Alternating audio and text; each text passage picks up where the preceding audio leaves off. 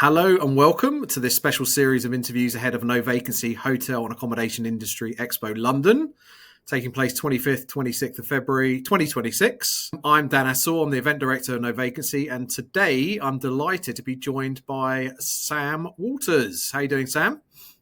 Great, thank you, Dan. How are you? I'm okay. So Sam is the owner-founder of Heads and Pillows and Artemis Digital. And I think whereabouts in the world are you today? You're always getting around. You're always somewhere Right exotic. now, I'm in Vietnam. Our HQ is actually in Melbourne, in Australia, but we're Yeah. pretty global. So we've got a really big team here in Ho Chi Minh City in Vietnam, and then we've got clients around the world, all throughout APAC, Southeast Asia, UK, US, and yeah, kind of all over. Fantastic. I'm stuck in North London. Okay, it's a good time of year to be there. Sam, as I said, you're the owner-founder of Heads on Pillows and Artemis Digital. Before we get Yeah. stuck into the topics that we're going to talk about today, for those that aren't aware, tell us what you do. Yeah, absolutely. So I think Heads on Pillows is the story I'll share for No Vacancy Sure. because it really is what we do for our clients. We get them heads on pillows. So Heads on Pillows is a comprehensive digital marketing agency. We are end to end. So we do all of the traditional digital marketing function, everything from web design and development through to branding, social media management, content creation. We manage digital ad campaigns on platforms like Facebook and Google and TikTok. And our flagship service is SEO and GEO, meaning search engine optimization and generative engine optimization. So we combine these digital marketing tools with our expert knowledge in the hotel and accommodation space, having worked with a whole suite of boutique hotels through to international brands like Accor, Radisson, IHG, Marriott, and also a range of holiday rental managers, all the way from single holiday rentals through to some of our clients have 300, 400 properties on their books. And we really combine our digital marketing expertise with our deep industry knowledge in the accommodation space to do one thing, which is increase direct bookings for our clients. Perfect. You've said that before, I'm sure. Yes. Very It's good. actually on the back of my t-shirt, but I won't turn around. What inspired you to start the business?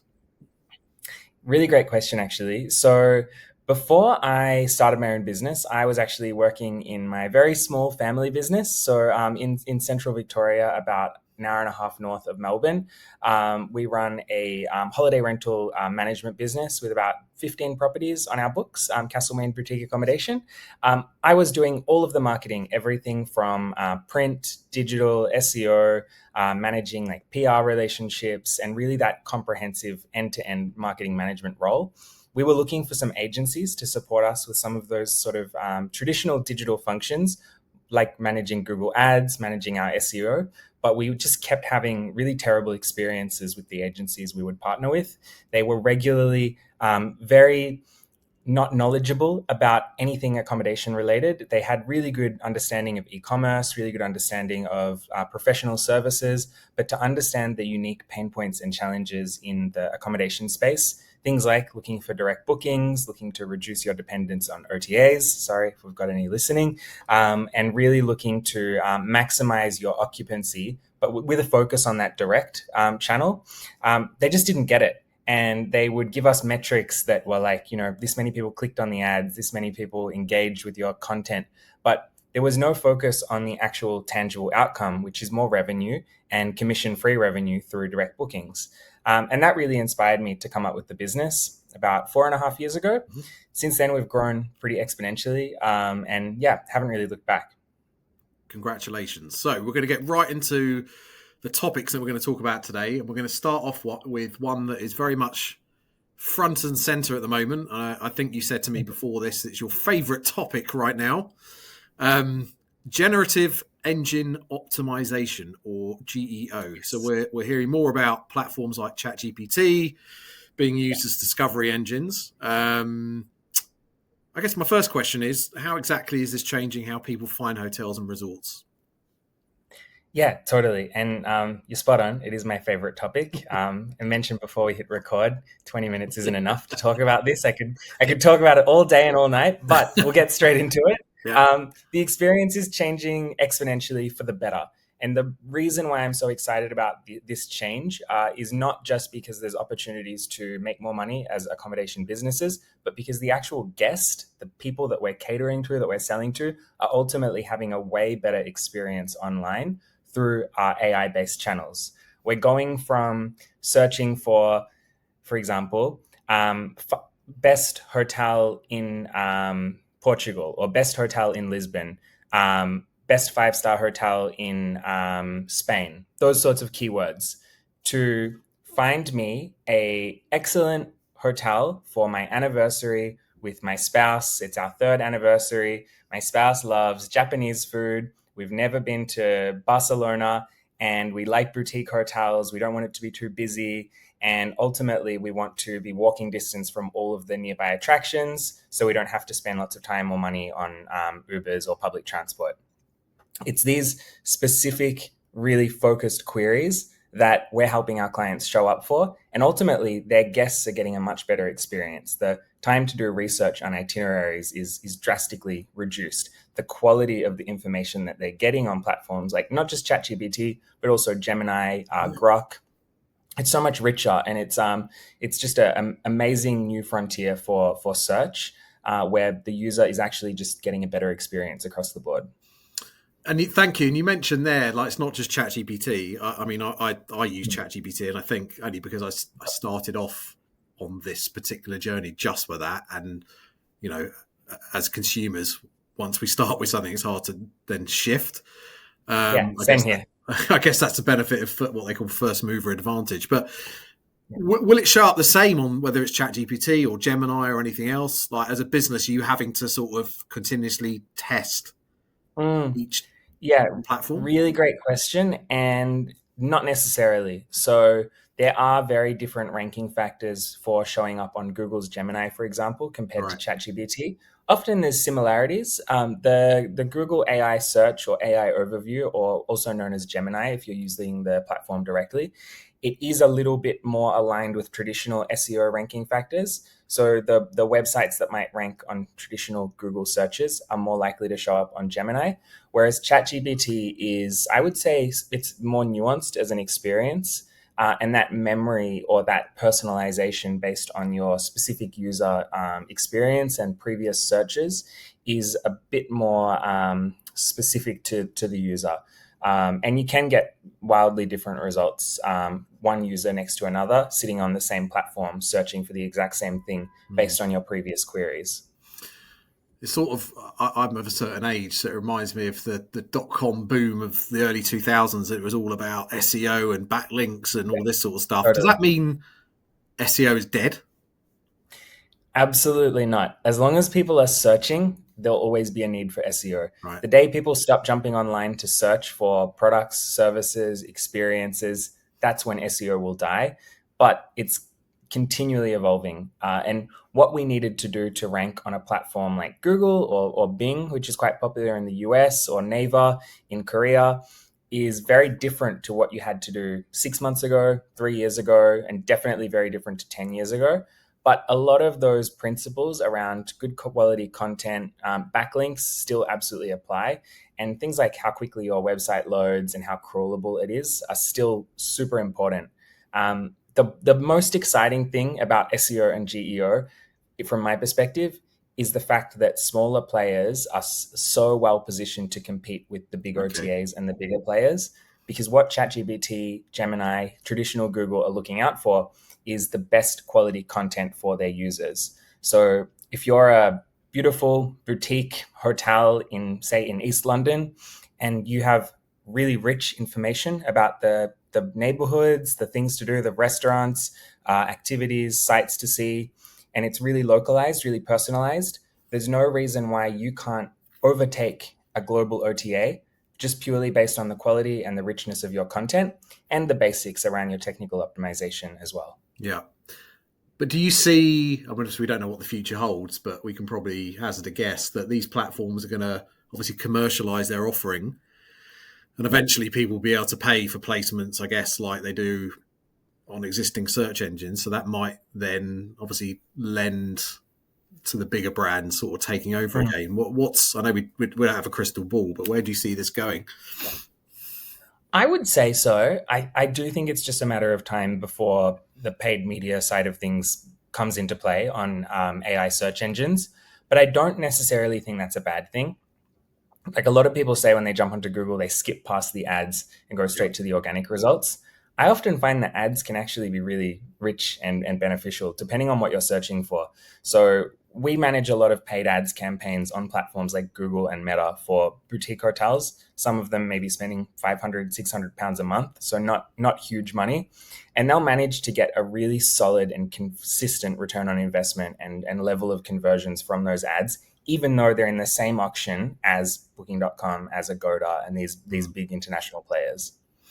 And talk to me about some of the conversations you're having with hotels at the moment. Are they saying to you, God, where do we start? What does this mean?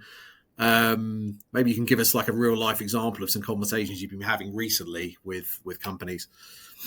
Yeah, it's interesting. In the GEO space, a lot of the conversations we're having are they feel like light bulb moments for those clients that we're speaking to. The first thing they say is, I haven't heard of that. I haven't heard of generative engine optimization. Oh, really? Okay. But then you see them like ticking, and then a 30 seconds later, they say, but it makes sense. Of course, we need to show up on ChatGPT. Yeah. And everyone's using ChatGPT. We probably just aren't thinking of it in as sort of commercial perspective as what we might think about Google, because it's been around for much longer.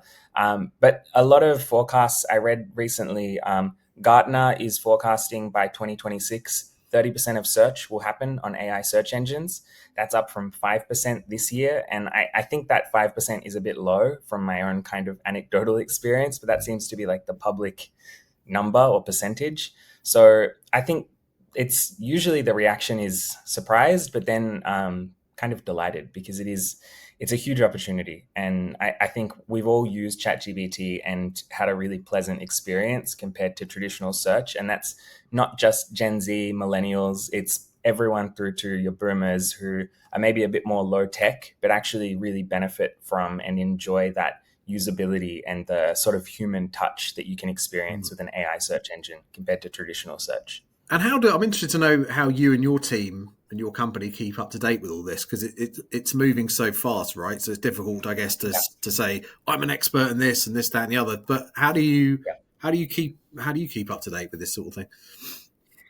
So really great question. Our team is very R&D focused. So we've got about 35 in our team, and we are all dedicating a lot of time to keeping up with the latest trends, of course. But then we do a lot of testing in-house. So we do a lot of experimentation with different campaigns to get our own data on what's working and what's not working. But in addition to that, we're also an official Google partner. So that means that Google actually recommends us to manage search campaigns on platforms like Google Search, but also on other Google networks as well, like the Google Display Network and various others. So we're very well placed with a lot of insights from these major search engines, but we're also constantly testing. And I think that's the benefit of specializing in a niche like hotels and accommodation, is that instead of just having a handful of clients, we're working with over 120 accommodation businesses, ranging from small hotels through to international 1,000 key resorts and everything in between. So we kind of have figured out the secret sauce, but it's also constantly evolving. Sure. So we have to keep moving with that. Thank you. The graphic behind you says the direct bookings approach. So Yes. I want to move on to, and that takes us as a segue into the next topic about how, I guess, boutique hotels and independents specifically can beat OTAs or global OTAs. Yep. They've obviously got huge budgets. Why does it still make sense for a hotel to fight for direct bookings? Yeah, great question. And it is important to think about the why before you sort of look at how, because I think there are a few maybe differing opinions around this, and we do meet hoteliers that maybe just say let's just go with OTAs because marketing is expensive, they handle it for us, and it's just easier. The only issue with that is, there's a few issues, but one of them is that you're really at the mercy of the OTA and their policies. So if you are listed on a major OTA and they decide for whatever reason that maybe your account has been corrupted, or maybe your property reaches below a 9 out of 10 review, or maybe anything could happen on their algorithm. If they decide to put you on page 20, 25, 40, it's pretty much out of your hands. That's number one. But also the obvious one is the revenue. The fact that the OTAs are dictating rate parity in most markets for hotels and takes such a huge chunk of the revenue as commission, that's an instant motivation to invest in your own channels. But what I think a lot of properties overlook is the guest experience. I always think about jumping onto global OTAs, and I won't name by names because I might get into trouble for saying that. But some of these platforms, you jump onto them and the experience is just so uninspiring. It's consistent, and each hotel is basically like for like, homogenized, put next to each other. And you basically become a comparison based on the square meters of your room, whether you've got single beds, double beds, and some basic amenities. When you go direct, that very first touch point, whether it's through your social media or through your owned channels like your website, that very first touch point becomes part of your guest journey. And you can curate your tone of voice, you can curate your property's story and what makes you unique. And before the guest has even booked, they're already experiencing your property. And I think there's so much value in that for your brand. And if you think about that repeat booking or that return guest or that referral, having that sort of solidified from the first touch point all the way through to check-in, but then check out as well, and having that follow-up and having them as part of your ecosystem, long-term, that's what builds brands, and that's what builds up long-term occupancy as well. Sure. And so if you were sitting in front of the GM of an independent hotel at the moment, let's say, what are some of the realistic things that they can do you think, to improve direct bookings? Yeah. So the first thing we usually ask any GM, it doesn't matter if it's boutique or a GM of a global brand, it really doesn't matter. The first question we would ask is, how urgently do you need to increase your occupancy? Are things looking okay right now? Or is it more you're looking at, next summer, or maybe your winter months are a little bit quieter and you want to start seeing what you can do to fill occupancy a little bit earlier? Because we all know that guests are booking more short-term now than they used to. In fact, some hotels in Australia are seeing 25% occupancy 3 days out, and then they move to 90% occupancy the day before. And that's that is not good for the blood pressure. No, absolutely not.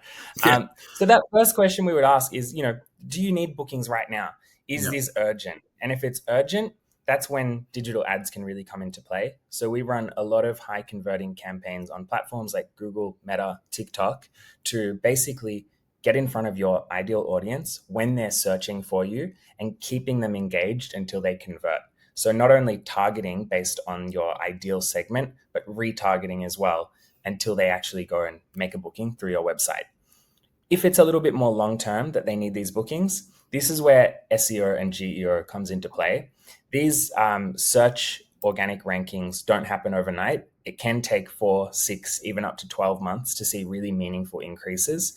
But we've got so many examples of our clients where they've gone from basically being non-existent on Google and ChatGPT to actually overtaking the OTAs and ranking above them when users are searching for keywords like luxury hotel, insert city, or 5-star hotel, or budget resort, whatever the keyword might be.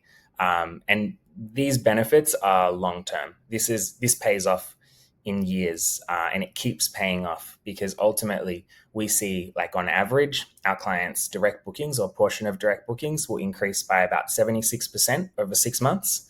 And this makes a drastic change to the bottom line. Some of our international hotel brands have gone 200%, 300% in just a matter of 12 months. So it can seriously change businesses, change their profitability, and really set them up for that long-term success. Sure. Thank you. You mentioned there TikTok, and I'm seeing ever more articles about people booking directly through TikTok, holidays and experiences. And the last sort of big trend that you flagged ahead of this conversation was the fact that it's not just a Gen Z playground anymore. Even I've been on TikTok once or twice. Yeah. So it does make sense to target older generations, I guess. Totally. Why is it, and is it, I guess, is TikTok becoming more relevant for hoteliers now?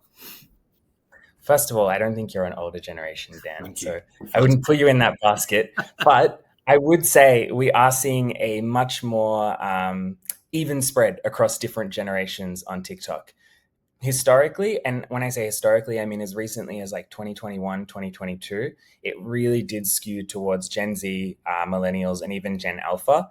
But we've seen over the last 2, 3 years a big uptake from your Gen X, your boomers, where they're really engaging with TikTok and actually using TikTok as a search engine. So not just jumping on and doom scrolling, which we're all guilty of, but actually jumping onto TikTok and searching for accommodation options, searching for experiences, searching for insights about certain destinations. And it makes sense because it's such a visual medium, and you get that authentic kind of visual and personal recommendation as opposed to just like a listicle of top restaurants, top bars, top hotels, insert location.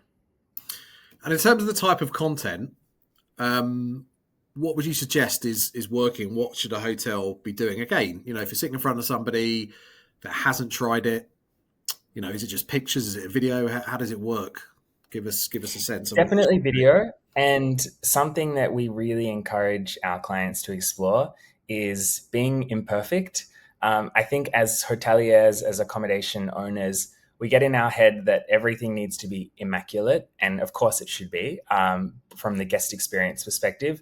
But on your social media, if you're too polished, it can actually be a bit generic. And what we see often works the best on platforms like TikTok is that handheld camera on your phone, just quick pan of your restaurant, or kind of that UGC, that authentic content of guests enjoying their experience, or even staff telling their stories about what they do in their day to day, really showing off the personality of your property as opposed to that really highly produced content. And that's a huge plus as well because it's ultimately a lot cheaper to produce as well. You don't need to spend thousands of pounds to get a camera crew on site to do like a 4-day shoot. It's the sort of thing that if you've got a Gen Z or a millennial in your team, you can empower them with a smartphone and just let them go. Or if you're more adventurous, you can capture it yourself. But just lean into authenticity and create some organic, authentic content that speaks to your personality. Sure. And are you seeing a trend of hotels getting more direct bookings through TikTok? Do you think that's an ongoing? Absolutely, absolutely. It is really interesting though. So TikTok organic content, which is where you capture the content and you post it without putting ad spend behind it, that is exceptional for building up your presence and building up that traffic for users that might be searching for exactly what you're selling, which is accommodation in a certain location. When it comes to TikTok ads, we generally find this is really strong for brand awareness. Google and Meta still tend to perform better around conversions. So with TikTok ads, you can often pay like 10% per impression of what you may pay on Meta or even more on Google. But the conversions from TikTok ads, from our experience, are a bit lower than what you might get on Meta or Google. Still really important. Ultimately, for any brand awareness is critical. Without brand awareness, you won't be able to drive bookings. But if you're choosing where to put your budget, TikTok is brilliant if you're wanting to get as much exposure as possible. But those channels like Meta and Google tend to convert a bit higher, but you will pay more per click. And if I'm doing all these different things, TikTok, I'm showing up on ChatGPT, I've got SEO, I've got a paid search campaign. How am I monitoring? Am I able to effectively monitor which is actually delivering Yeah. rather than sort of a blended? I don't know. Like, I know they're all sort of getting me traffic, but I'm not sure which one is actually delivering the booking. You absolutely can. All the major booking engines now support some level of integrations where you can install things like Google Tag Manager, Facebook Pixel, TikTok's tracking code. Usually it's done through, not to get too technical, but it will be done through HTML code being embedded in the booking engine or through some form of API. But ultimately, what's really important for us at Heads on Pillows is illustrating the return on investment. So whatever channel we're optimizing, we make sure we have full visibility over how much you're investing, of course, but then what the return is, whether that's value of bookings, quantity of bookings, inquiries.